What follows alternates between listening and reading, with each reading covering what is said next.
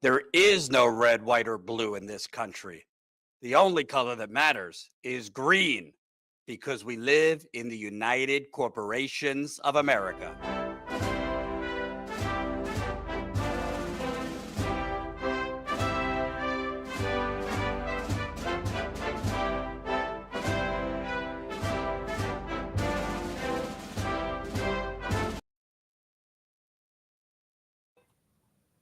Hey, Ashley and Zaina here for the Status Coup live stream tonight. As you guys probably know, Jordan is out for a few weeks, spending some time with his newborn. So Zaina and I will be hosting on Mondays and Wednesdays until he's back. And Ron Pacone will be in on Tuesdays. So don't worry, you will have plenty of coverage from Status Coup. You'll not be missing out on anything from us while Jordan is out.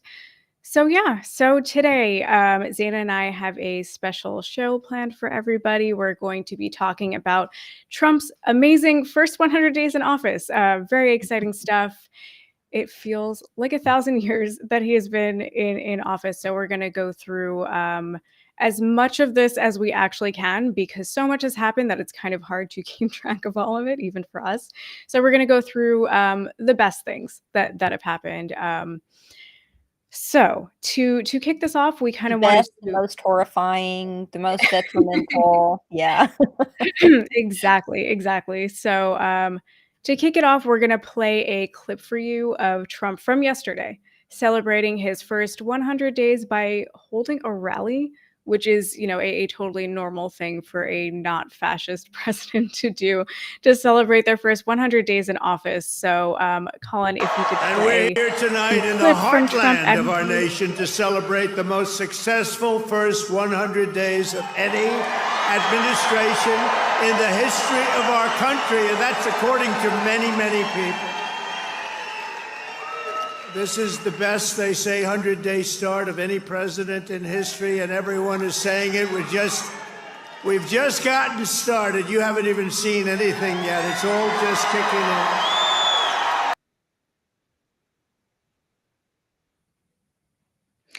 Everyone is saying it. It's the best 100 days in office. And we will be talking about his where his standings are in favorability right now. Tanked is where he's at. Yes, yeah, he's doing really well. I, for one, can't wait to see what comes next for all of us. The economy is in the tubes. Stores are about to be empty. Prices are going to go way up for the things that are actually in stores at this point. There's been mass layoffs, executive overreach of, a degree that we have not seen before, at least for those of us alive now. People are being disappeared. It's been fantastic. So we wanted to take a look at some of the, most egregious things that have happened over these 100 days, especially those that the media has sort of normalized. The things that they have kind of glossed over that are definitely not signs of like a normal, healthy, functional society. And Zaina has been tracking the executive orders, and she has some videos coming out for Status Coup on those executive orders. So definitely keep an eye out for those. But we're going to talk about all of that now for you guys. So And we're even ending, believe it or not, there was good news today. So yes. we're very excited to share that with you, because good news is not something that happens very often. So we'll be wrapping up with actually a very, very important piece of reporting that just came out, but is great news. But Ashley and I tried to find some rundowns of the first 100 days and maybe some clips from mainstream and corporate media, but everything was mealy-mouthed, and it was almost presented as business as usual. So it's not going to be fun necessarily, all the bullet points that we have today, but it is important to kind of review where we've been at. Like Ashley said, I think that I've gotten about 4 new gray hairs a day for the last 100 days. I don't know about you guys. And it's very Definitely easy. same over here. As Steve Bannon said, they're throwing everything at the wall so that we will be overwhelmed and unable to keep up with the reporting. So it's very important that someone out there does, because the corporate media tends to gloss over things, tends to have the clickbait headlines. And so today we'll be reviewing some of the stuff, and this will just be the tip of the iceberg, but we're going to try to hit some of the big points that happened. And I'm sure even when I was looking back over things, I had forgotten about it or saw something that I didn't even know happened. So I'm sure that some things may come up that you guys haven't even heard about, but is something critical that is going on. Yeah, absolutely. And I think to that point of, them hitting us with everything that they have, we know that corporate media is not great at covering things during the best of times, even when we're not being assaulted from every angle. So, it's important for outlets like Status Coup to cover the things that they don't, the things that routinely slip through the cracks. And it's all the more important during these times when you just can't rely on corporate media to really be taking a full, like, total look at everything that's happening. So we have a lot to go through. And I guess I would just start off by mentioning that, talking about the kind of breadth of what's happened during these first 100 days. Trump has signed 139 Sorry, executive. guys, my cat. Hold on. Oh no, you're good. Oh, Almost knocked over my camera here. I'm they want sorry. to be part of the show. Yeah, come around here so that we can see you, Artie. Oh, Okay, Artie. there we go. Oh, I'm sorry, Artie. We're taking you away, and he wants attention.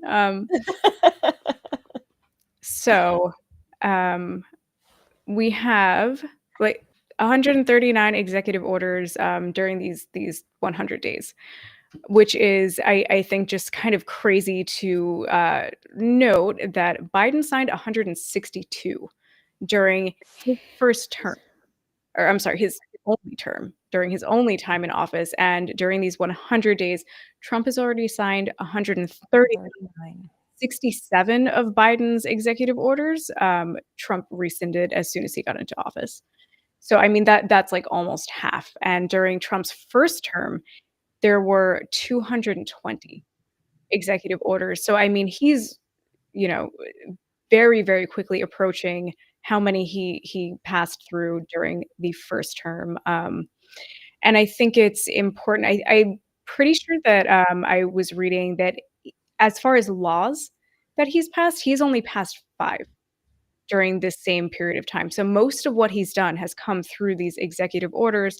And I was looking into it, and Zayn and I were talking before this. It's kind of interesting to note that the only president that has signed a comparable amount of laws during the first 100 days, so a similarly low amount of laws during these first 100 days, was Eisenhower during the tail end of McCarthyism. So I don't know, make with that information what you will. I think it's an important thing to note. So on that, Zaina, you have a whole list of things for us to get through. Yeah, and I think it's important to note that, every single one of these orders, almost, there's like different categories. So there's about 4 different categories that he's really pushed. And one of them is energy deregulation. So, energy, rolling back any regulations against pollution, against monopolies. We already didn't have a strong enough EPA. We cover that constantly. He's gutted the EPA. So not only are they gutting these 3 things directly through DOGE, but through these executive orders. And Ashley, as you had just mentioned, it's interesting because when you have enough members, the GOP has the House and the Senate. They could pass legislation, but instead of passing legislation, all of this is being burrowed through executive orders, through bully force, and it's under the guise of even these energy bills, these deregulation bills, these military spending, executive orders. They're not bills or executive orders, excuse me. They should be bills under the guise of national security, just like he's weaponizing the Alien Enemies Act. So they're pulling up these old draconian laws in order to buttress these executive orders that really have no foundation at all. So some of them, I'll just explain to you some of the energy and pollution, for instance. He's like, one of them is reinvigorating America's beautiful clean coal industry. Clean, bringing back some of the favorites there. Clean coal. Promoting the American energy sector is about 4 different bills, and each of them says extremely different things. And I'll be doing deep dives, about 15-minute deep dives on each of these sections, so I won't dig too deep into them. But it's important to note that these executive orders, these energy executive orders, not only roll back protections against pollution, it also opens up federal lands, federal parks. It opens up tribal lands for mineral rights to be dug up, to be, for more pipelines, like we saw with the Willow Project and DePaul, but this time zero regulation to stop it. There are no safeguards in place. The EPA is gutted, so it's even worse. It's even worse than the last time. And the way he is doing it is under this guise. He initially released declaring a national emergency for energy, and then all of these others fell like dominoes below it. And one of them is expansion of American timber production, for instance. So we're looking at cutting down, what about the redwood forest? What about places like, I live by the national forest called the Daniel Boone National Forest here in Kentucky. And these places are not only places where we go with our family members. Park service workers have been gutted, so we don't even have people working these areas anymore, or enough people. So they're selling off what little bit we have. We're going back to the Gilded Age. So this is before Roosevelt. We're talking about before Theodore Roosevelt, who put a lot of these protections in place. Another one is, I guess, I would just, interject a little bit, like and one of your points. He's declaring emergencies. That's how he's doing these things. He's saying that, we have XYZ emergencies, so we need to just push through this executive order. We don't have time to pass any kind of legislation that, as you said, would need to pass like through the House, through Congress. We're just doing it because there's an emergency. And obviously we all know that that's nonsense. And, again, like you're saying, a lot of these executive orders deal with energy. They deal with energy. They deal with climate, because I know that it's like everybody is so overwhelmed with what's happening. I mean, we opened the show talking about this, talking about how overwhelming it is holding all of these ideas simultaneously. But climate change is still happening. 2024 is the hottest year on record. I mean, while we are all being distracted by all of the things that they're doing, some of which are designed to be distractions, like, we talked about the other night, his Trump 2028 merch that he's selling on his store, throw out the rule book, the t-shirts that say Trump 2028, throw out the rule book. Those are distractions, and climate change is still happening somewhere in the background. And we have to keep an eye on these things while all of these other things are happening, because it doesn't stop. It doesn't stop just because we've taken our eyes off of it. So again, it's super important to note that these executive orders that are not getting as much attention as some of the other more pressing things have are still extremely important, and we need to be treating them with the same kind of urgency. Yeah, there's a huge complex that was recently built in Memphis over the last few months that is an AI center for Twitter, or for X, I guess, and Grok, that is owned by Musk, that is already polluting an impoverished Black community in Memphis, Tennessee. So we're already starting to see the fallout for this. And a lot of these deregulation is not only to chop up our lands, to mine our lands, our public lands, our precious public lands, but it's also to build these massive AI and Bitcoin centers. And one of the executive orders actually opens up the Federal Reserve for Bitcoin, which is, who voted for that? Nobody voted No. for that. That was never mentioned when Trump ran, that Jeffrey Sachs was going to oversee, a Federal Reserve for Bitcoin, which is absolutely insane. Yeah, And that kind of, I yeah, was going to no, say I that would. kind of, oh, go ahead. No, I'm sorry. I was just gonna say, yeah, to your point, we did not vote for the crypto president, and like the whole thing is not just a pyramid scheme, but it's also, like you're saying, very, very bad for the environment. We don't need to be ramping up the crypto sector, if you want to call it that, at a time when we need to be doing everything that we can to save the environment. So I mean the whole thing is just crazy.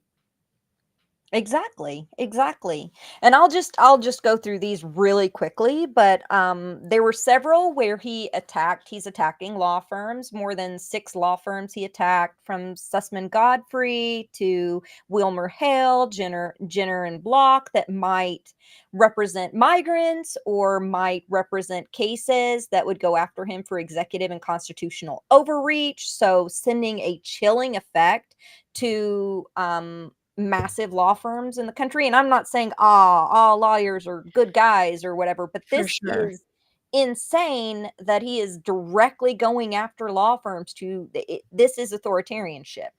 And he's attacking universities. Several of them specifically threatened to defund universities for different types of speak along the lines of diversity, equity, inclusion. And one of the major things that happened when the DEIA bills, or the DEIA executive orders, were passed was the firing of thousands of veterans, because veterans are hires under DEIA initiatives, and veteran services fall under DEIA initiatives, as well as accessibility. There was also a huge list of banned words, if you guys remember. All these organizations, these federal organizations, couldn't say words like equity, climate change. They couldn't use the word climate or discrimination. So how is the EEOC going to operate without using the word discrimination? Yeah, Black, the word I think black. woman was on there too, right? What was? I think woman was on there too. Yes, woman. Yeah. So like So yeah, again, to your how point, does NOAA operate if they can't say the words black ice? they can't.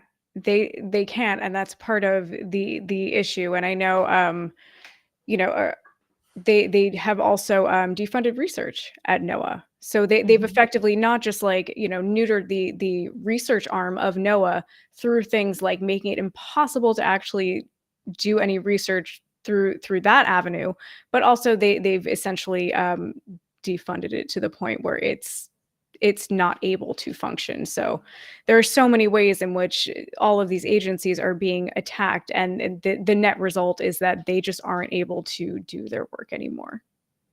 Exactly, exactly. And there is so much more to cover, but I think that's like the tip of the iceberg. Oh, and military spending. There's like 7 bills expanding military spending to build a golden dome that's modeled off of the Iron Dome in Israel. So that's super exciting. Yeah. Welcome apartheid to the the furthering of apartheid in the United States. But yeah, I think I'll wrap up on those, so we're not talking about them too long. But I will be doing 4 sort of more detailed videos, each about 15 minutes, on the different categories coming up over the next week and a half or so. So be on the lookout for those. But yeah, it's insane. There's also, on top of that, there's several like sort of those broligarch ones that favor the Bitcoin guys and Yeah. AI and all of that stuff. And then I guess the other one would be just a bunch of propaganda executive orders, like the naming of the Gulf of America to the Gulf of or the Gulf of Mexico to the Gulf of America. That's just like Yeah. red meat for his base. And I think that about wraps it up. But even in those propaganda executive orders are things that are buried that are extraordinarily nefarious. And later on, in just a little bit, we will be going over, and I'll be doing an extensive video on this later as well, but we'll be going over singling out one of the executive orders that just came down the pike. I believe it was day before yesterday in the evening, that essentially suspends or essentially militarizes our police, opens the gateway for the military to police our communities. So states' rights, I thought they cared about states' rights. These executive orders, Apparently not. almost every one of them guts state rights. Yeah, and again, this is I think that if you haven't been paying attention to this kind of stuff, it might be easy to not fully appreciate just how dangerous that particular executive order is. So I would implore everybody to definitely watch Zaina's video on it when it comes out, because this is some scary stuff. It's some scary stuff, and the way that these things are deployed and the way that it could the way that it is going to affect Americans' lives is kind of hard to fathom at this point. But I think that we covered most of what we wanted to get through for that. Some of the most important, most egregious things that have happened over this 100 days that again feels like a lifetime. And one of the more high profile things that has happened over the Trump's administration has been Doge and their high profile effort apparently to cut waste, fraud, and abuse. And after these 100 days, it is clear that government spending has actually been up over this last 100 days. So, Colin, if you could put up the CBS News piece on Doge's government spending. So the article, despite Trump's promised cuts, U.S. spent more than $200 billion more in first 100 days than last year. So the piece goes on to say, despite promises to cut spending during the campaign and his first few months in office, President Trump's federal government has spent more than $200 billion more in his first 100 days compared to the same time period last year. And just to underscore that, $200 billion more. In fact, the government is now spending more day to day than was spent in 9 of the last 10 years. The exception, 2021, when the government was spending trillions to fight the coronavirus pandemic and prevent an economic disaster. CBS News analyzed the Treasury Department's daily financial reports to track the money flowing out of every government account each day since Mr. Trump returned to office. Here is a breakdown of what we found. For spending through April 29th, we'll be tracking and updating spending throughout the year. So as you can see, spending is way, way up. And the article goes on to ask, some might ask how that's possible given the high-profile repeated announcements of layoffs, canceled contracts, claims of fraud elimination by Mr. Trump in the Elon Musk-led Department of Government Efficiency, and belt-tightening across the administration. The answer partly lies in fundamentals of the government's budget when it comes to big ticket expenditures that the White House can't fully control, or massive changes to the way U.S. pays for aging Americans' retirement and medical care.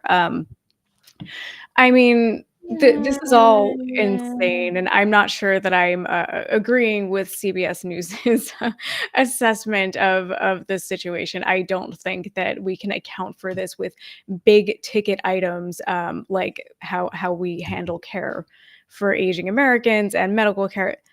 I think that is nonsense. Well, part of it is, Ashley, some of this money is going to these big, huge contracts for AI that they're replacing government workers with.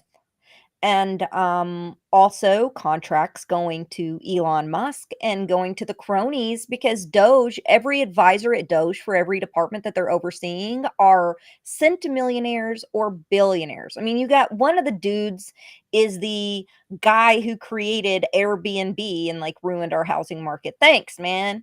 And And so these guys are in with the GSA right now, the way the GSA is structured, the Government Services Agency, the executive branch, there used to be oversight from Congress on who gets government contracts, how, and when.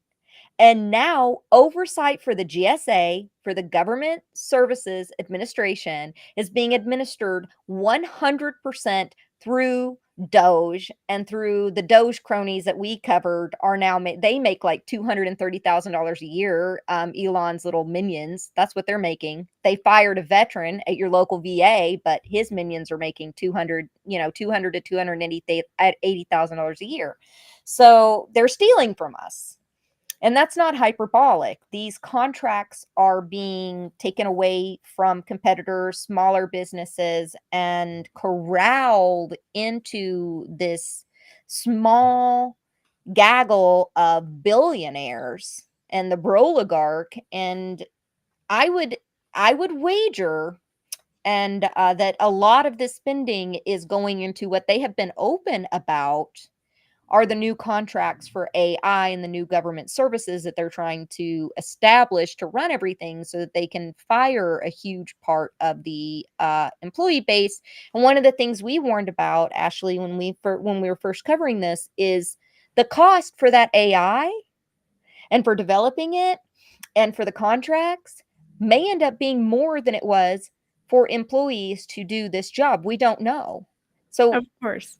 And military spending, of course, we gave a whole bunch of money to Israel again, and I think that there's a bunch of military contracts, new planes, all kinds of things being spent on military expenditures. So social services, I don't. Who's all the new people on Medicaid? What did like 20 more million people get on Medicaid overnight in the last 100 days? I don't think so. That doesn't even make sense. No, definitely not. It is exactly what you're saying it is. And, to your point, having AI do the things that all of these workers used to be doing is not going to end up being more efficient because, as you just laid out, it's actually costing us more money. So all of these people who have been laid off from all of these agencies, from, HHS, wherever, this is not actually helping us to, cut waste, fraud, and abuse. We haven't cut any waste, fraud, and abuse. We're spending more money, even though workers have lost their jobs and are, as you said, being replaced by AI. And there's a plan to continue that.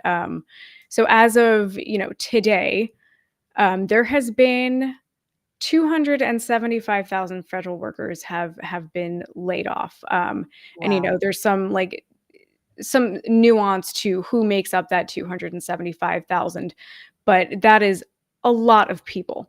That is a lot of people. And again, the whole idea behind all of these layoffs, all of these, public sector layoffs, was that it's going to save the government money.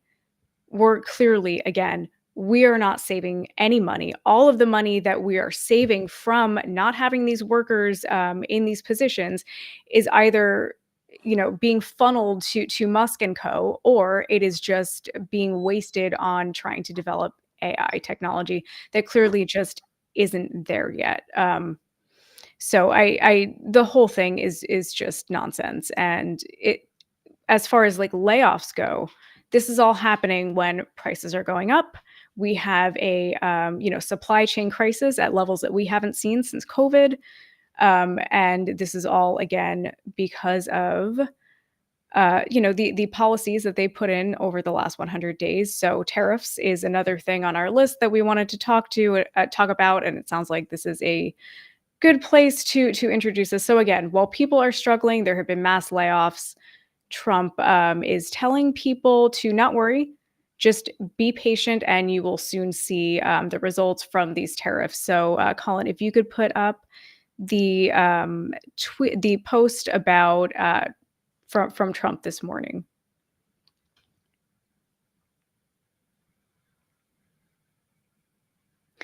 So this post. I can't even handle this one, man. This is ridiculous. I did a video on this earlier today, but it's just like so ridiculous that I think it's worth covering again. So this post from our president, the people's president, Donald Trump, from this morning says, "This is Biden's stock market, not Trump's. I didn't take over until January 20th. Tariffs will soon start kicking in and companies are starting to move into the USA in record numbers. Our country will boom, but we have nothing to get rid of Biden overhang." That's what he's calling it, Biden overhang. "This will take a while. Has nothing to do with tariffs, only that he left us with bad numbers, but when the boom begins, it will be like no other. Be patient." So again, this is what our president is telling us right now. So working people are struggling in this moment. People are, I don't even know. People are struggling to pay for basic necessities like food, medication. If you have a child, diapers, baby formula. People are struggling to pay their rent, student loan payments that are going to, be problematic for people who have gone into default because they have not been able to pay for them. All of this is happening. Car payments, whatever it is. He's saying, just shut up. Shut up, stop talking about it, and be patient. The tariffs are going to start working in months, and the short-term pain that you're going through, I think that's what they've been saying, the short-term pain will give way to long-term gain for everybody. And I mean, as far as this goes, I don't know, what are we being patient for right now? What are we waiting for? Because it seems like the only thing that's going to happen is store shelves are going to start becoming empty in just a matter of, like, people have said, like, by like May 10th. That's when we're really going to start seeing the effect of these tariffs. So by May 10th, that's less than 2 weeks. People are going to really start seeing stock drying up at the stores that you go to every day. And for the things that are actually left on the shelves, the prices are going to go way up because there isn't going to be much of that. So it's like, things that you don't even think about, like Tylenol. That's one of the things that, probably, if you rely on that regularly, you should maybe buy some, because who knows if there's going to be any on shelves. Most of the, like, plastic things that you have in your house, we're going to start seeing them just not being available. I think we talked about this last time we talked about tariffs, but like car parts, computers, any kind of electronic, anything, your phone, which relies on things like precious metals, those things are going to start not really being available to us, I think, in a way that Sanitary Americans are. like Oh, things like medical stuff that hospital that's, yeah, uses, that's a a good ton of point things because hospital use just for sanitization, and then you've got 75% of critical medications are imported into the United States. yeah. Yeah, if you rely on, like, a generic medication, that could be a problem for you because a lot of the generic medications are produced overseas. So again, in places like China. So if you do have a generic, that's a problem. And to your point, a lot of the medical supplies that you rely on and take for granted, like if you go to get blood work drawn, a lot of the components that allow you to be able to do that are plastic. And a lot of those things are produced in China. And we saw that during the pandemic, that people were unable to get masks, people were unable to get PPE because it's all produced overseas. And that was a whole thing. We were, everybody was up in arms about how the supply chain is so, is everything is outsourced. Everything on our supply chain is outsourced. And we need to be able to bring everything back here in case another pandemic or something happens where people aren't able to get gloves and hospital gowns and stuff. And now we're in the same spot. It's, 5 years later, and we didn't do any of the things that we said that we were going to do as far as onshoring these manufacturing facilities. So, I mean, I guess that also kind of speaks to the point that why should we expect it to be any different now? No plan. There's zero plan. There's no plan for social services. So be patient with no support. And at the same time, what little support we have, as we had discussed earlier, in regards to the executive orders and in regards to what's happening under these tariffs, is theft as well. It's consolidation of businesses. What we're looking at is mass privatization of public works. And that's what this is. It's consolidation, mass privatization.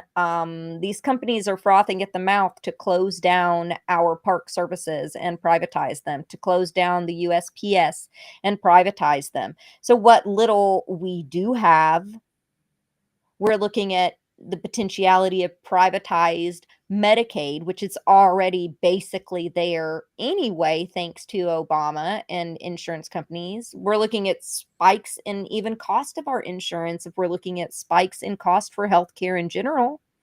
So every aspect of our lives, there is not one I can't fathom that's not going to be impacted by this. Every single aspect.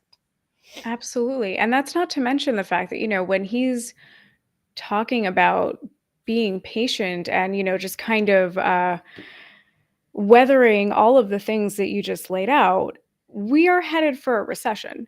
And Jamie Dimon, said just a few days ago, a mild recession is actually the best case scenario, the best case outcome for Americans right now. So, I mean, it's again, like the whole thing is insane. Telling people to be patient when it's like we're waiting for things to just get worse. And I don't know. I don't know what the I don't know how MAGA can kind of justify this waiting it out. It's gaslighting, and we're going to see in a few minutes that Trump's popularity is not that great. Most of the country isn't buying this gaslighting bullshit. Most know what's coming down the pike and they don't appreciate it. And one of the things that drives me crazy about the corporate media right now is that because they're sort of out of touch, and well, they are out of touch in elite, they're talking about 401ks. They're talking about their investments, but I'm not hearing the things that Ashley and I were just talking about with our public goods, with critical essentials that are going to impact our everyday lives and can cost lives when it comes to things like what we need in hospitals to sustain people's life. When it comes to medication, it's almost like, and they're talking about it like it's just an everyday problem. It would be great if we had some form of tariffs maybe on certain goods in order to promote, local manufacturing, onshore manufacturing of certain products that we can easily manufacture here. If we had an infrastructure, if we were building that out before implementing the tariffs, that would have been smart.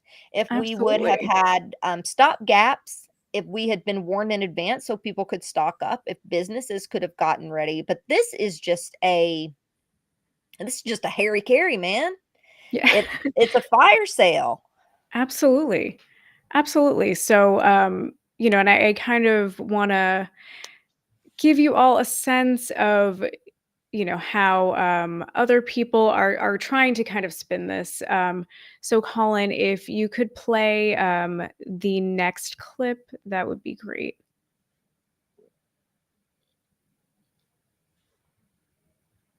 Will continue to be. So thanks for coming to the Influencer Briefing. I look forward to taking your questions. And Deborah, why don't you kick us off? So congratulations on 100 incredible days. And over the first 100 days, the majority of policies that we've seen from the Trump administration have been either targeted at foreign affairs, such as bringing the American hostages home, or attempting to end the war between Ukraine and Russia, or on long-term goals such as cutting government spending with DOGE. What policies can we expect to see rolled out over the next few months that Americans will directly feel the effects of in order to secure the 2026 midterms for the Republican Party and keep his approval rating historically high? Yeah, the first answer that comes to mind, Deborah, is definitely tax cuts.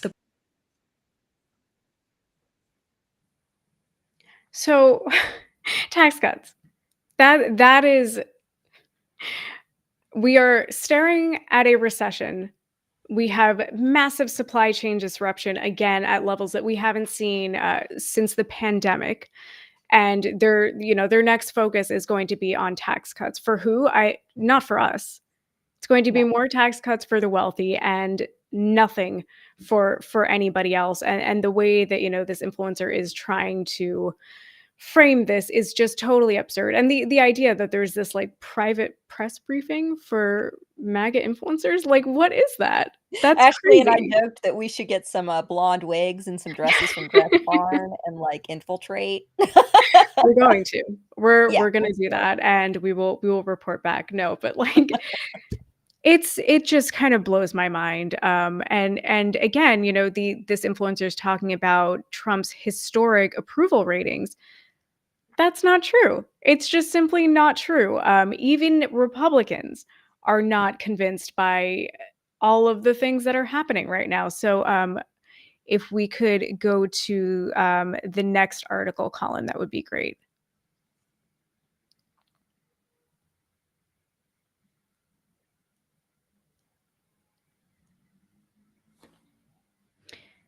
So, oh, I'm sorry. It's the article. New poll says over half of Republicans want Democratic officials to push hard against Trump's policies. Yeah, this one. So this article was from yesterday. So a new Pew Research Center poll elicited interesting responses when asking what Americans thought about Democratic elected officials battling against President Donald Trump's policies. It's expected that Democrats would want that, but a surprising number of Republicans do too. This latest Pew survey was conducted online and via live telephone interviews on landline and cell phones from April 7th to 13th. Among 3,589 U.S. adults selected in Pew's American Trends panel with questions asked in both English and Spanish, the sample was weighted to correspond with population regarding age, all of this stuff. I'm going to skip ahead. Pollsters asked if respondents thought Democratic elected officials should try to find common ground with Trump and vice versa, as well as asking about pushing hard against each other's policies. A large majority of Democrats and Democratic-leaning independents said that it was important for Democratic officials to push back on Trump's policies when they disagree, which is not surprising, says the article. So they also got the important part. A majority of Republicans also said that they want Democratic officials to push back on Trump. Among Republicans and Republican-leaning independents, 54% said it was at least somewhat important for Democrats to push back against Trump. I mean, that is a significant number of people. So half of the Republicans that they polled said that they want Democrats to start pushing back against Trump and their policies. I can't imagine why. I mean, with everything that's going on right now, as far as the economy and the way that regular working people interface with the economy, everything is going to shit. So of course they want them to. Nobody voted for any of this. Nobody voted, for such extreme tariffs that it's totally disrupted our ability to get the like daily essentials that we need. And Republicans are hurting too. I'm not going to excuse people's, voting for Trump, but also those people are hurting as well. And I don't know. It seems pretty clear that there's a large portion of this country that is not happy with how things are going right now. And one of the things these polls often leave out are independents. And that's nearly 2/3 of the country are now registered or identify as independent. And these polls often leave that out. And his favorability rating among independents is in the toilet. So one of the things Jordan and I covered was that only, 23.1% of the voting populace that are registered able-bodied voters or registered voters voted for Trump. So most people stayed home this election. It was a terrible turnout. It's not surprising because how many of these Republicans actually voted? How many of them voted for Trump? We don't know. It's just people that identify as that. And what that tells us is the majority of the country are not on board with these policies. So when you hear MAGA say things like, The majority voted for him. This is what the country voted for. It's utter and total BS. It's nonsense, and it's complete propaganda. And now we're seeing the fallout from that happening in real time because his policies are so terrible, and the majority of the country weren't on board with this to begin with. Absolutely. Yeah. And, speaking of things that people in the country are not on board with, his worst polling issue is immigration. For, obvious reasons, I don't think anybody MAGA did not vote for people being, just disappeared into El Salvadorian prisons. That's not what people voted for. People did not vote for people not having, being removed from their families without any kind of due process. That was not part of it. And I think that that's probably part of the reason why people are kind of waking up to the Trump administration. Just these 100 days are maybe not as fantastic as the opening clip from this show would suggest. And we wanted to, on the topic of immigration, wanted to just play a clip from Trump's interview with ABC last night, because it was just kind of totally out of control. So, Colin, if you could play this clip from ABC. He wasn't a member of a gang. And then they looked, and on his knuckles, he had MS-13. There's a dispute Well, wait a minute. He had MS-13 on his knuckles tattooed. Oh, he had some tattoos that are interpreted that way. But let's move on. Wait a minute. Hey, Terry. He did not have the do that. letter MS-13. It says MS-13. That was photoshopped. So let me That was Photoshop, Terry. You can't do that. Hey, they're giving you the big break of a lifetime. You're doing the interview. I picked you because, frankly, I never heard of you, but that's okay. But I picked you, Terry. But you're not being very nice. He had MS-13 tattooed. We'll agree to disagree. I want to move on to something else. Terry, do you want me to show you the picture? I saw the picture. We'll and you think it was Photoshop? Well, here we go. Don't Photoshop it. Go look at his hand. He had MS-13. He did have tattoos that can be interpreted that way. I'm not an expert on them. I want to turn to Ukraine, sir. Terry, I want to get to Ukraine. No. He had MS as clear as you can be, not interpreted. This is why people no longer believe the news, because when it's he was fake photographed news. in El Salvador, they aren't there. But let's just go on. They aren't there when he's in El Salvador. They weren't Take a look there, at the but photograph. they're there now, right? No, but they're there in now. your picture. Terry, Ukraine, sir. He's got MS-13 on his knuckles. All right. Okay? Well, we'll take a look at that. You do such a disservice. We'll take a look at that, Why don't you sir. just say, yes, he does, and, go on to something else? It's contested.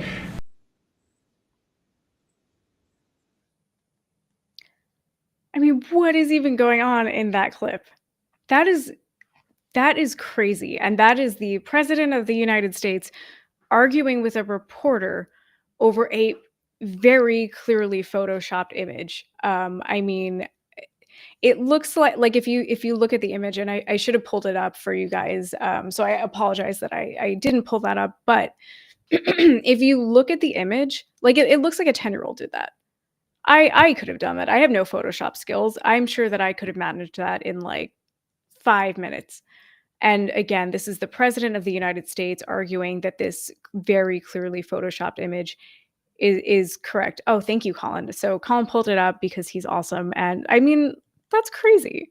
Even if he was trying to make the stupid argument that the pot leaf, the smiley face, the cross, and the skull, which hasn't been verified, spells MS-13 or whatever, even if it does not constitute this man being held indefinitely in a slave labor gulag, and on top of that, this hasn't been verified, and he couldn't even articulate, well, it's the symbols on his hand, and this is the president of the United States. He just kept saying it's tattooed on there over and over again. Man can't even communicate, hey, it's the images or whatever, if that was his excuse, which is a piss poor excuse to begin with, to lock someone up indefinitely in a slave labor camp, to rendition somebody.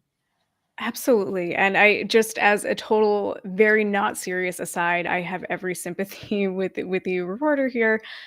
It must be a older man from Queens thing, but the way that Trump talks, and especially in this interview, he sounds just like my grandfather, and who is also like he grew up in Brooklyn, and just like the way that back and forth went, I have so much sympathy with him because I feel like I've been on the receiving end of that so many times, and it is so very unpleasant, and I feel bad. Trump is everybody's drunk uncle. Yeah. Like rolled into one. Yeah. Yeah. Exactly. And this is just like not the kind of thing that you want your drunk uncle in charge of, making these kind of determinations. So I don't know. That was crazy. So again, this is the policy issue that is polling the worst out of everything that Trump has done. This is polling the worst, and so for Democrats, you would think that this would be like a golden opportunity to kind of show what they can do to fight back. I mean, again, for a lot of people, this seems to be a very clear issue. We don't want people being sent to um, prisons outside of this country without due process. We don't want people being sent there in general. So a few weeks ago, everyone, I'm sure saw that Senator Chris Van Hollen went to visit Kilmar Abrego Garcia in El Salvador. And here is what Hakeem Jeffries said about his trip to El Salvador. So, Colin, if you could pull up that tweet.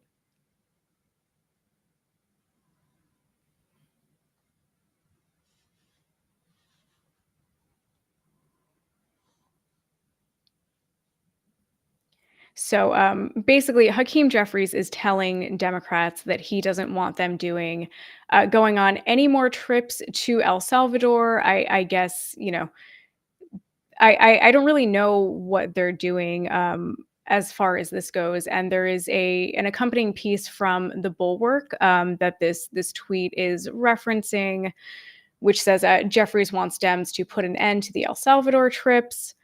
House Minority Leader Hakeem Jeffries was asked Monday whether Democrats should continue to advocate for the return of Kilmar Abrego Garcia and the other men wrongly shipped to El Salvador by making the trip to the country to put a spotlight on the issue.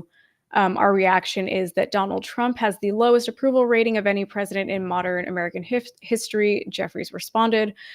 But while Jeffries may be publicly agnostic on El Salvador trips like the ones that Representative Robert Garcia, Yasmin Ansari, Maxwell Frost, and Maxine Dexter recently took, privately he sees the trips as having run their course. Two Democratic aides and a lawmaker who spoke to the Bulwark said that the minority leader has discouraged further excursions to the country, even as pressure mounts within the party to turn up the heat on Trump for sending 238 men to a notorious prison system known for human rights abuses.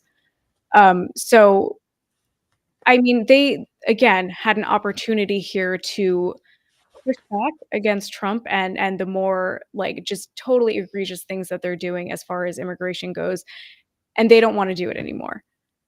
They don't want to do it anymore. I didn't hear anything about, oh, we don't want anyone like, Cory Booker grandstanding anymore. We don't want any more fake filibusters. Which again is just grandstanding, not actually, he wasn't filibustering against any specific policy. He was just talking, and it's a physical feat, but it's totally different than what Chris Van Hollen did. And Yeah, they're like, I'm on the arc. We're on the arc of winning in the midterms. So it's not about the human rights violations of the thousands of people that have had their green cards and visas stripped, of Ozturk, who had her visa stripped because she wrote an op-ed, of Mahmoud Khalil because he stood against genocide. Of course, Jeffries is pro-genocide and funded it. He wants to keep these open. I believe, and this is just my opinion, but I think that there's grounds for it. Why fight against a tool that they can utilize when they're in power to round up the dissidents against Israel, who Biden and Jeffries and others have been aiming to round up for the last year and a half? Why take away a power that has been expanded that they can then abuse? And that it begs the question, is that why they're backing off on this? Just like Obama backed off on closing down Guantanamo Bay, he backed off of closing down DHS and ICE when he had the opportunity and instead built massive privatized migrant detention centers in old Walmart buildings. Like, the infrastructure that we have now, a lot of it was built under Obama, deporter in chief, who had some of the most egregious human rights violations in modern history when it comes to immigration within the last 30 years. So it makes me wonder, do they want to keep this going and saying, oh, let's ignore this, even though there's massive public outcry, because they're kind of, we're on the upswing now. We will probably be okay for midterms, and electoralism is all we really care about. And this is a power that maybe we can abuse once we get into power. And that's what it makes me think. It makes me think that Hakeem Jeffries is keeping this open so that they can use that to quell pro-Palestine protesters, so that they can crack the heads of protesters when we rise up, when we have these economic issues. If we rise up when Democrats have a majority and they're treating us shitty too, because they do. What is this? Absolutely. No, I 100% agree. I can't help but also have this same, like, very cynical reading that, again, they're trying to not foreclose any future options on themselves. And as far as, to your point, they don't care about anything aside from electoralism, and they can just go ahead and run on not Trump again. They don't have to do anything else. They don't have to have any policies of their own, or, as far as their thinking goes. They don't have to have any policies of their own. They don't have to offer us anything, because Trump and his sycophants are so terrible that they can just run on that again. And it's worked out so well for them, right? Like, they ran on not Trump last time. What happened? They wound up in office. We wound up with Trump in office, sitting here having this conversation, when instead we could be talking about something, I don't know, slightly more productive, 90% maybe.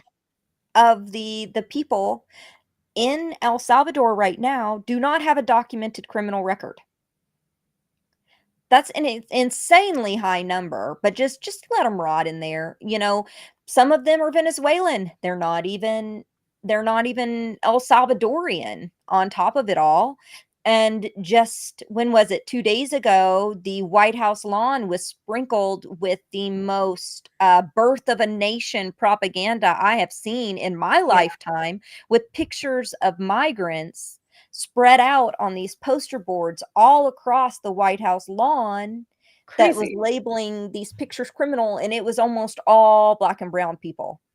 It's like the 2025 equivalent of having heads on a pike, just like lining the White House lawn. Utterly insane.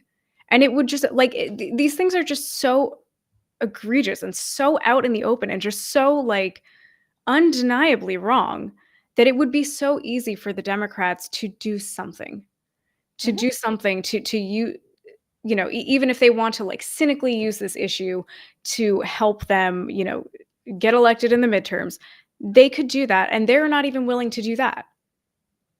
Which is just, like, it tells you a lot about where they are, and also about how we got to here. We got to here, to this point where we have Trump in office, because the Democrats are cowards, because they don't do anything, and they did not offer working people anything material, and that's how we wound up with Trump. So really, the blame for all of this lies with them. They are complicit, absolutely. Absolutely. So we did mention at the top of this that as far as all of this goes, and the pro-Palestinian struggle, we do actually have some good news that we can report that we saw, as we were getting this together. So, Colin, if you could put up the last video that we have, that would be great. We got some breaking news for you right now. Detained Columbia University student Mohsin Madawi celebrating his freedom outside of Vermont courthouse. Badawi was ordered to be released from ICE detention by a Vermont federal judge. She ruled his detention was an unlawful incarceration after his lawyers claimed he was tricked into the arrest. Here is what Badawi had to say as he left court. Me standing here in front of you, me standing here with you, among you, sends a clear message. It sends a message that is loud and clear, not only to the Vermonters, but to the rest of America. And the message is, we the people will hold the Constitution accountable for the principles and values that we believe in. That's right.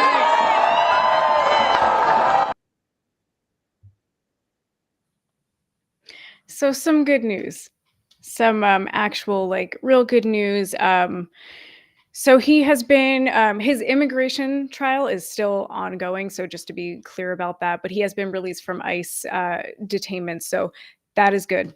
That is good news. And I guess I would wonder from here, I would hope that maybe this will help the cases of the other students who are also currently being detained. And did we want to show the judge's statement on this as well? That was definitely. we actually the judge, Judge Crawford, who spoke up against this. Jeffrey Crawford, the judge in Wednesday's ruling, wrote that those who know Badawi describe him as a peaceful figure who seeks consensus in highly charged political environment. But Crawford added, even if he were a firebrand, his conduct is protected under the First Amendment. The court is aware that he has offended his political opponents and apparently given rise to concerns at the State Department that he is an obstacle to American foreign policy. Such conduct is insufficient to support a finding that he is in any way a danger, as we use that term in context of detention and release. And they go on to say legal residents not charged with crimes or misconduct are being arrested and threatened with deportation for stating their views on the political issues of the day, Crawford said, citing Red Scare and McCarthy-era tactics targeting of people for their political views. The wheel of history has come around again, but as before, these times of excess will pass. And that sums it up. I'm so glad, and I think we were mentioning this just before the show, a lot of the judge's statements have been mealy-mouthed and very legalese laden. And there's one thing that Ruth Bader Ginsburg said, and she said that the Constitution is not only a document of laws, it's a document of values. Now, we can argue there are things that need amended in the Constitution, like the 13th Amendment that allows for prison slave labor. Of course, it is an imperfect document, but there are also important things that are enshrined, like the Fourth Amendment and the First Amendment and civil rights protections that this administration is eroding under these McCarthy-era tactics. So I am glad that there was almost a statement of values from Crawford's dissertation there on, their ruling on what happened to Badawi, which I think is very important. Yeah, I completely agree. And again, like you said at the outset of this, it is really important and telling that this wasn't just some kind of boilerplate statement. She actually had something critical to say. And I think this last line in her statement has kind of stuck with me as we were talking about earlier. The wheel of history has come around again, but as before, these times of excess will pass. I think that's just an interesting kind of comment on the feeling that we are currently living through history. It is happening all around us, and just the passage of time and being able to be in a moment and kind of recognizing that we are living in a moment of extraordinary chaos, extraordinary disruption, and as she said, extraordinary excess, and that we have lived through similar things before, and that they have come to pass. I will say, I guess, whether or not I fully believe that these things will come to pass in the same way that other moments like this have, I don't know. And I would not feel comfortable making any kind of political determination on that. I think that, and I talked about this a little bit in a video that I did earlier today, which should be out at some point over the next few days. Sometimes there is so much momentum built up behind something that it just becomes an inevitability. And I kind of feel like we're in a moment like that. That, you know, the decline of the U.S. has actually just become an inevitability, and there isn't a whole lot that we can do. Which, of course, doesn't mean that we should all stop fighting and stop covering it and, you know, stop bearing witness to it. We need to do that no matter what we think the outcome is going to be, because if we don't try, we win nothing. But you know, that's just what the statement had me thinking about, and I hope she's right. I hope that she's right, and I do also think that as far as the statement itself and the cases against these students, I would hope that because she made such a not, you know, wishy-washy, as you said, like legalese statement, that it will actually help the other students. Well, it's extremely critical right now because the latest executive order that came out, the last executive order, was one that essentially allows for the militarization of police within our local law enforcement. It allows for public funds for lawyers to defend police whenever they're sued for malpractice. It allows for it's an extension of the Department of Homeland Security and Attorney General's office to evaluate local and state police to make sure that they are aggressive enough in their local policing under the guise of national emergency. So what we're looking at is essentially, and I know Ron covered this some yesterday, is essentially a modern militarized police state, which we've been heading in that direction for a long time. But Trump also floated, utilizing or rescinding habeas corpus. So with these kinds of things coming down the pike, this is no joke. And it's good to see some judges standing up for these rights. Because if that goes away, if we lose the judicial branch right now, we're just flailing at that point. Absolutely. Yeah, that was all very well said, and I think it's all, you know, extremely important to note at the end of Trump's 100 days, kind of, you know, taking stock of where we're at with all of this. So that is going to be the end of today from me and Zaina, but I'm going to read the super chats before we go. So Colin, if you could pull those up, thank you. This is from Nadia Chambers. Has there been any follow-up anywhere on the Google Earth satellite photo of the giant pile of bloody dead body parts between the cell blocks? I not as far as I know, unless Zaina, you have any. There's no new images up yet, and there's still no word on what those are images of, even though they're extremely alarming images. We're still unclear exactly what that's showing. Okay. So our next super chat is from Denise Columbia. AI is terrible for the environment too. Yes, it is really bad. So it's you know, bad on all fronts. It's making you know, all of us reliant on the technology, you know, as far as like ChatGPT goes, and then also is just terrible for the environment. From Nadia Chambers again, executive order rule by decree. Thank you, Nadia.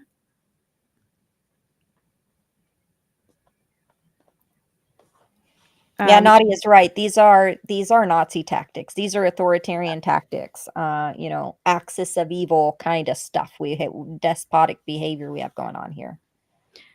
Absolutely.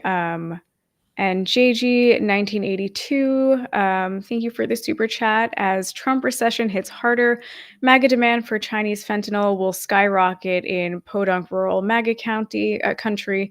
There will be army of MAGA zombies. Well, I guess it remains to be seen what is going to happen as far as any of this goes. But thank you for the super chat. Teresa 273, thank you. Character bowing down saying thank you. Well, thank you, Teresa. Another one from Nadia. The judicial branch is 5 black-robed Klansmen and a literal handmaid from one of the cults that inspired Atwood. It's been lost for a long time. True. Not not untrue at all.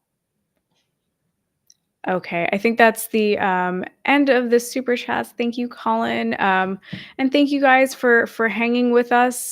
This was nice to kind of run down what's been happening over the last 100 days that Trump has been in office. And like he said, we will see what is to come. They are just getting started, so please do keep hanging with us on our live stream. So again, Zaina and I will be here Mondays and Wednesdays, and Ron Placone will be in for Jordan on Tuesdays. And you're about to go on the road, so it'd be a good time to do a little fundraiser before you hit the road, because we could use all the help we could get.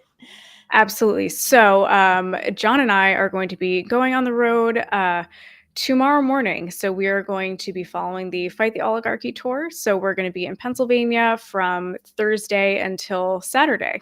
So we're going to be on the road. And as you guys can imagine, it takes a lot of resources and all of that to actually do these things and be able to say, we're going on the road. We're going to be gone for a few days and just go out and do it. So if you can, please do consider becoming a paid member of Status Coup, and you can do that for as little as $5 a month. And you can join at statuscoup.com/join. And again, it takes a lot to be able to do this kind of small operation. There's not that many of us. There's only a few of us, and we're all trying to do really important work. Zaina has so much, really critical videos coming out. And again, John and I are going on the road, want to continue going on the road and do more. So if you can, do consider supporting us. And I think that's it for me, unless Zaina has something else to say to close out here. Just glad we got one piece of good news. Me too. One piece of good news.